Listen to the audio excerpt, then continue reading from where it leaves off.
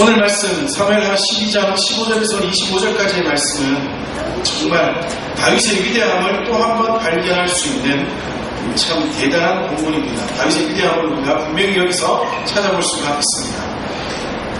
다윗이 바세바를 범하고 우리아를 죽이는 그 사건과 하나님께서 나단 선지자를 통하여 다윗에게 그의 죄악을 말씀하신 다음 그가 하나님 앞에서 회개하고 시간이 흘러 바세바는 다윗의 아이를 낳았습니다. 아들이었습니다. 그러나 나단이 예언한 대로 여호와께서 그를 시시사 그를 앓다가 죽어버리고 맙니다. 그가 앓는 기간 7일 동안 다윗은 하나님께 금식하며 매달려 보았습니다. 이 사건에서 우리는 다윗의 위대함을 봅니다. 아이가 아파서 앓기 시작하자 다윗은 모든 일을 멈추고 금식하며 추야로 하나님께 매달렸습니다. 아마도 그는 하나님 우리 아이를 살려주십시오.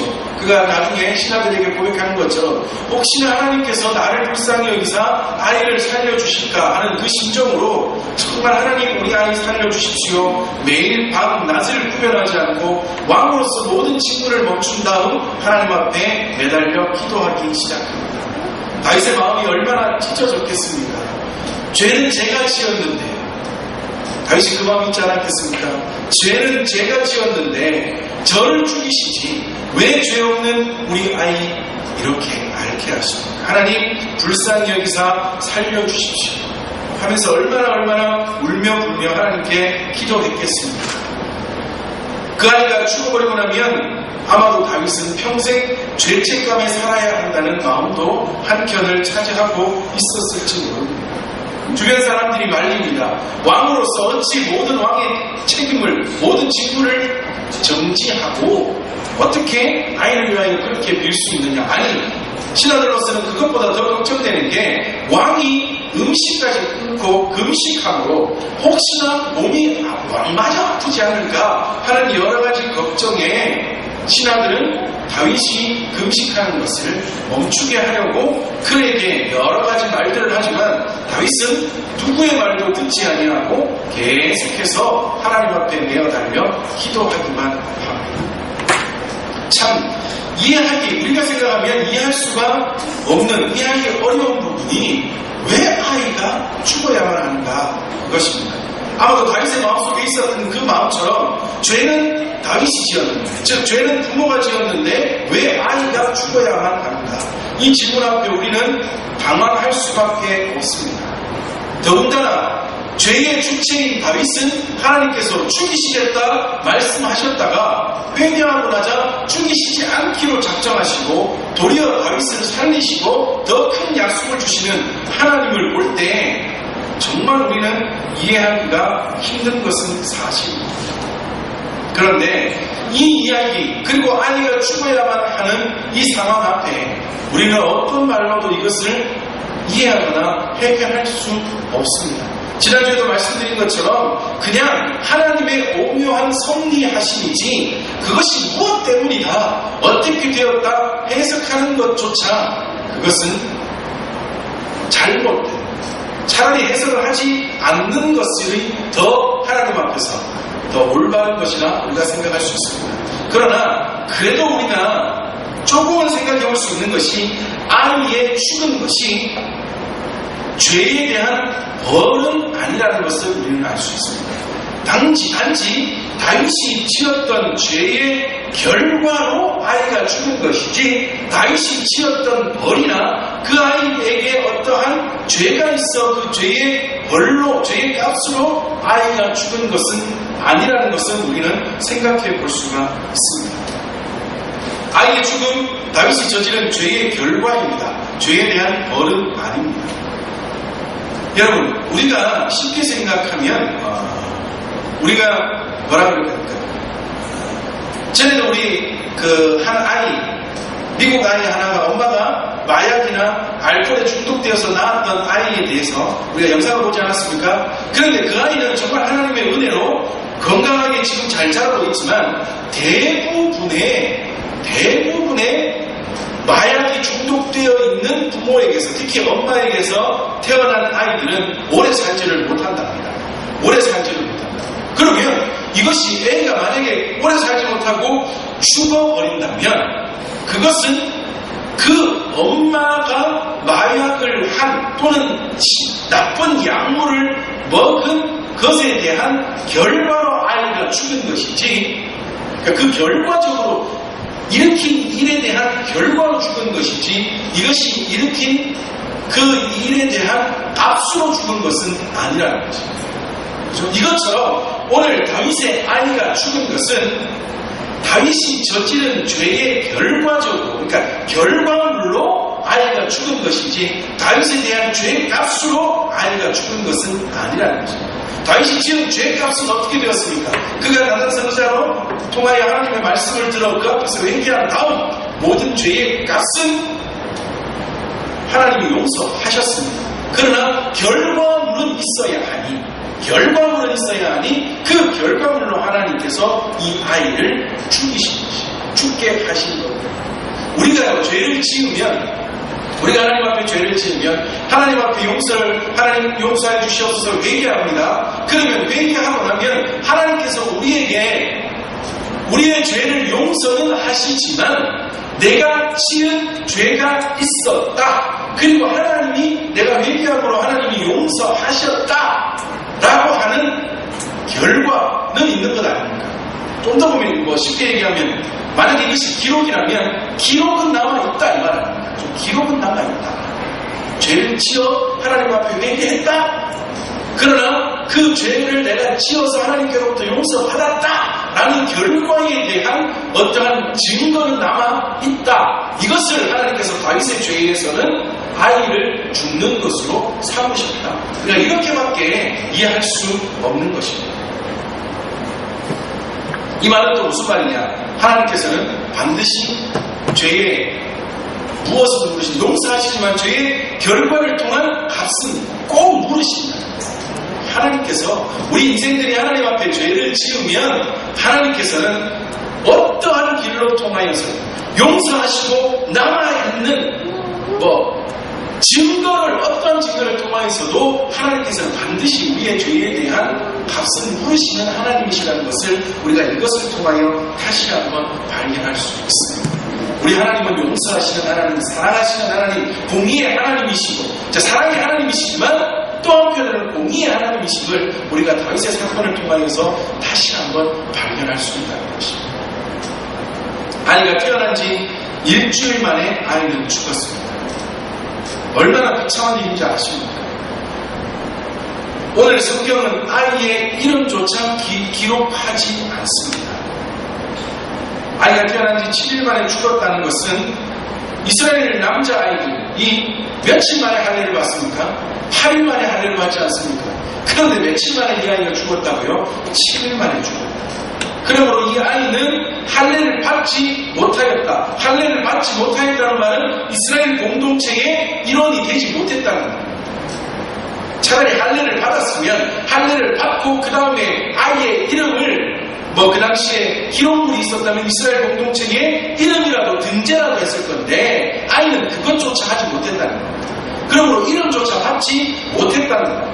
할례도 못 받고 이름도 못 받아 이스라엘의 멤버로 공동체의 일원도 되지 못한 채로 죽었다.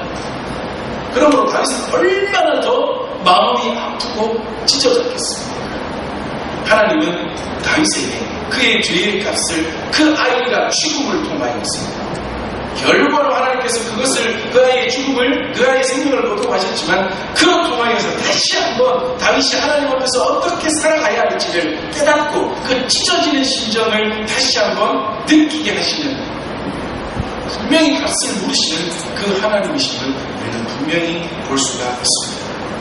정말 다윗의 그 7일 동안의 기도 우리가 상상해보면 정말 대단한, 차라리 히스기야처럼 자기가 아파 자기를 위하여 하나님 앞에 기도하는 것보다 더 찢어지는 심정으로 자녀를 위하여, 자식을 위하여 다윗이 기도하지 않았겠습니까? 그러나 하나님은 그 자식을 통하여, 그 아이를 통하여 다시금 다윗이 하나님 앞에서 자신을 발견하도록 인도하시는 그러한 하나님임을 우리는 이 본문을 통하여 볼 수가 있습니다. 주변 사람들은 다윗에게 아이가 죽어버렸다는, 7일이 되어 아이가 죽어버렸다는 소식을 전하기를 꺼렸습니다. 왜냐하면 아이가 살아있을 때에도 다윗은 하나님께 울부짖으며 금식하며 그렇게 하나님 앞에 기도했는데, 아이가 죽은 것을 알면 어떤 일이 벌어질까? 신하들은 상상하기조차 힘들었습니다. 예를 들어 왕이시여, 왕의 아이가 죽었습니다 하면 화가 나가지고 그 소식을 전하는 아무 잘못도 없는 신하를 죽여버릴 수도 있을 것이고, 아니면 왕이 갑자기 마음이 약해져서 스스로 자결할 수도 있을 것이고, 여러 가지 상황이 걱정이 되어서 신하들은 왕에게 말을 전하는 것을 꺼려했습니다. 서로 눈치를 보며 수군거렸습니다. 그런데 그 수군거림을 보고 다윗은 어떻게 했다고요? 아이가 죽었겠구나. 눈치를 채고 신하에게 물었습니다. 아이가 어떻게 됐느냐, 죽었느냐? 그랬더니 신하가 예, 죽었습니다 라고 대답했습니다. 그 대답을 하는 순간 신하들의 마음은 어떻겠습니까? 얼마나 쿵닥쿵닥 그리고 다윗이 갑자기 칼을 빼들면 어떡할까? 얼마나 걱정을 했겠습니까? 그런데 그들의 우려와는 다르게 너무나 신기한 일이 벌어지기 시작했습니다. 아이가 죽었습니다 하는 순간 다윗은 모든 것을 툴툴 털고 벌떡 일어나더니 집으로 가서 왕궁의 샤워장으로 가서 깨끗하게 몸을 씻고 새로 의복을 싹 갈아입고, 그리고는 여호와의 전, 물론 이때는 여호와의 그 예루살렘 성전이 지어지기 전이지만 여하튼 왕으로서 하나님을 예배하는 따로의 장소가 있지 않았나 봅니다. 그곳에 가서 하나님 앞에 예배를 드린 다음 돌아와서는 신하들한테 야, 밥 가져와, 밥 가져와 하고는 밥을 차려서 그냥 이제까지 7일 동안 못 먹은 밥을 아주 열심히 밥을 먹었습니다. 그랬더니 신하들이 보니까 이해가 안 돼요. 왕이시여, 아니 애가 죽기 전에는 그렇게 하나님 앞에 매달려 기도하시더니 애가 죽은 다음에는 어떻게 이렇게 멀쩡하게 옷도 갈아입으시고 샤워도 하시고 음식도 이렇게 잘 잡수십니까? 하고 물었더니 도리어 그 사람들의 머릿속에는 어떻게 했다고요? 아이가 죽고 난 다음에 더 애국하고 더 슬퍼해야 되는 것처럼 보이는데 다윗은 그 반대로 행동하니까 너무나 신기해서 이유를 물었습니다.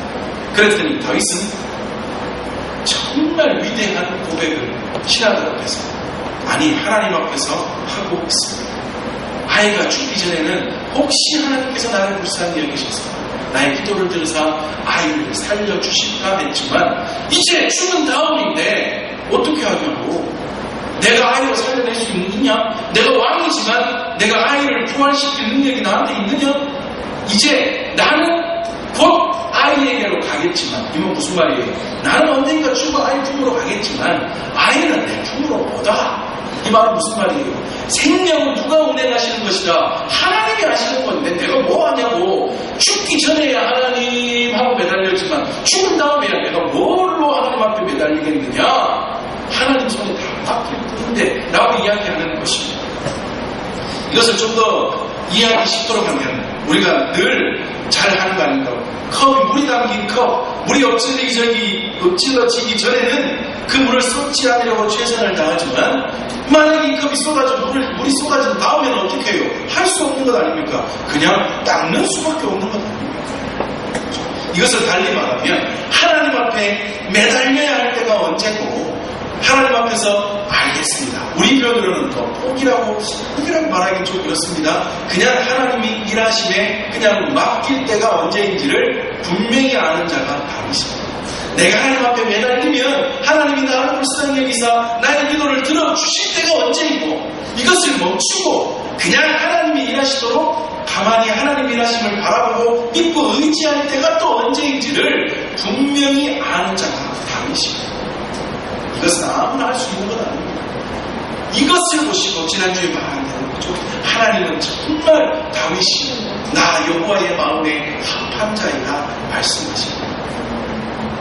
우리는 다윗의 이러한 모습을 본받아야 될 줄 믿습니다. 우리는요, 매달려야 될 때도 매달리고 매달리지 말아야 될 때도 매달리고 항상 매달리지 않습니까?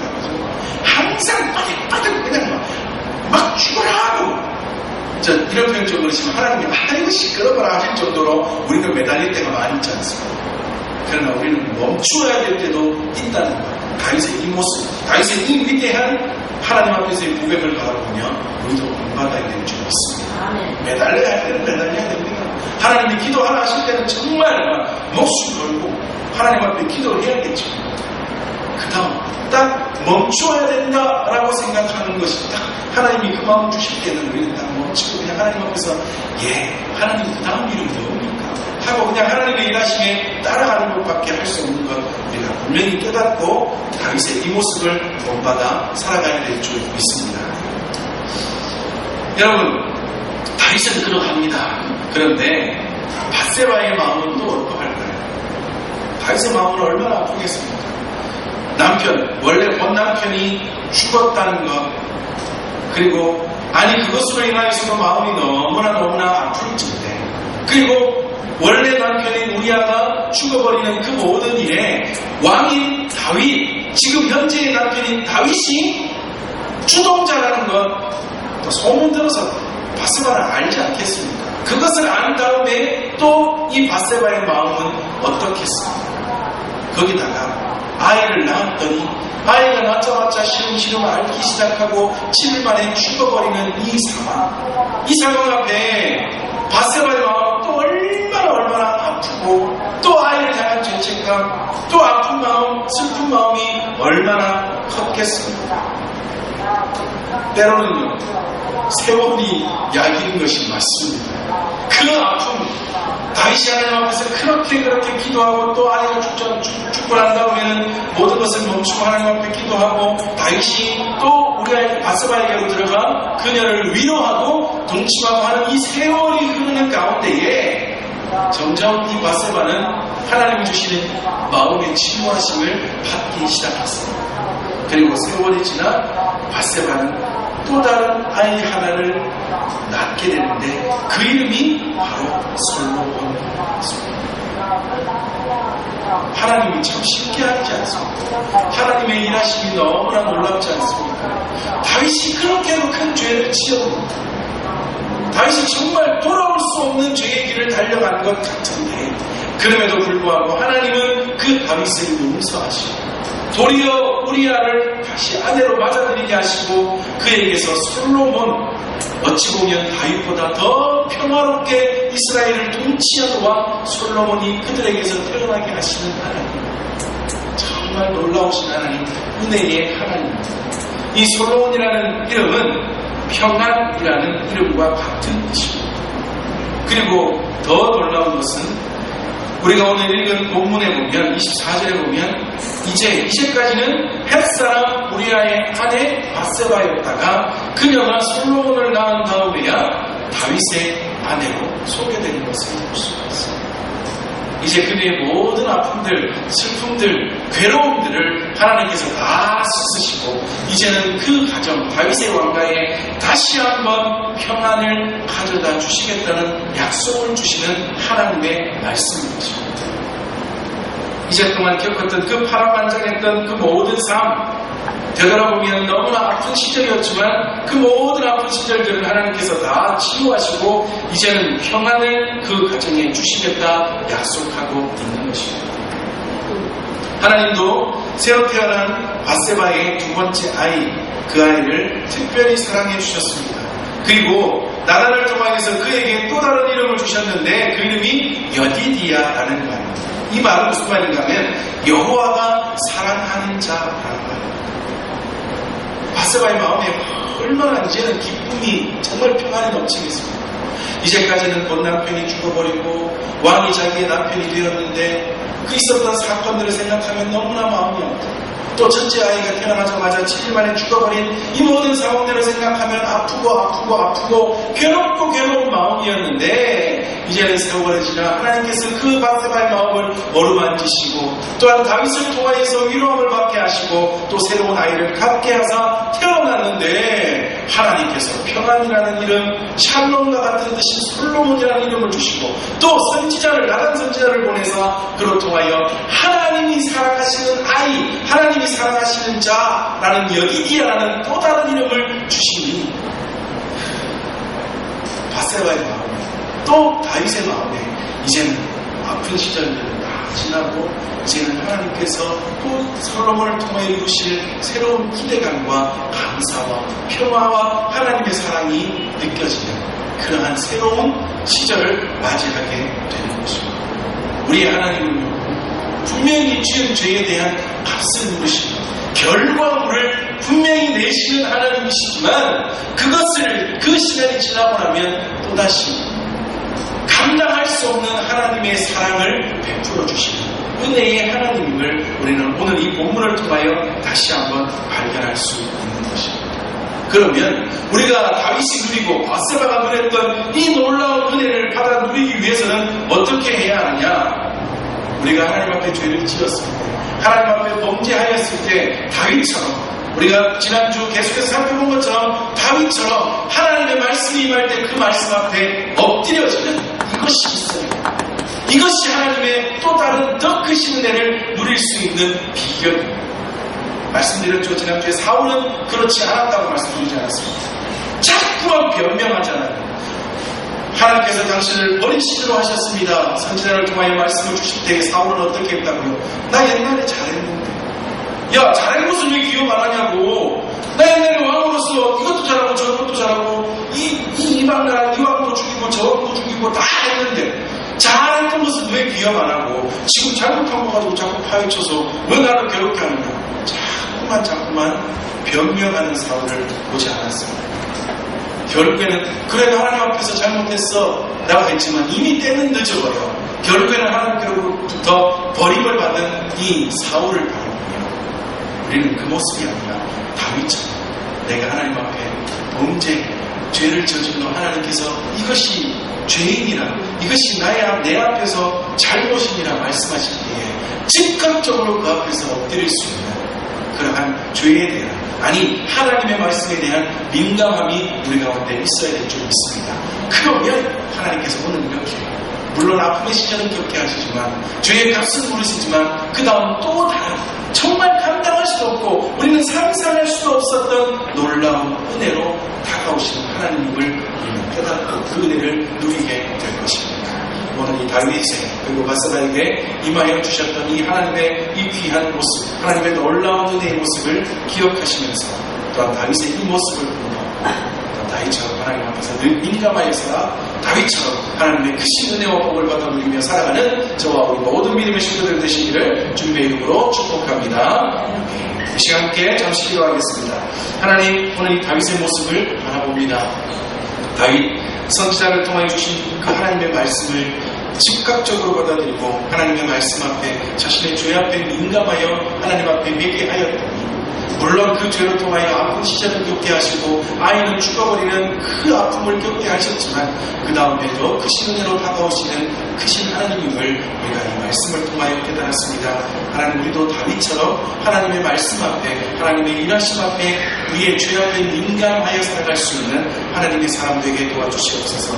사울처럼 미기적거리는 것이 아니라 변명하는 것이 아니라 즉각적으로 하나님 앞에 엎드리는 것이 아니라 그 다음 하나님께서 우리에게 주시겠다 약속하신 크신 은혜와 복을 받아 누릴 수 있는 그 모든 하나님의 사람들 되게 도와주시옵소서. 이 시간 함께 기도하며 하나님 앞에 나아가겠습니다. 함께 기도하겠습니다.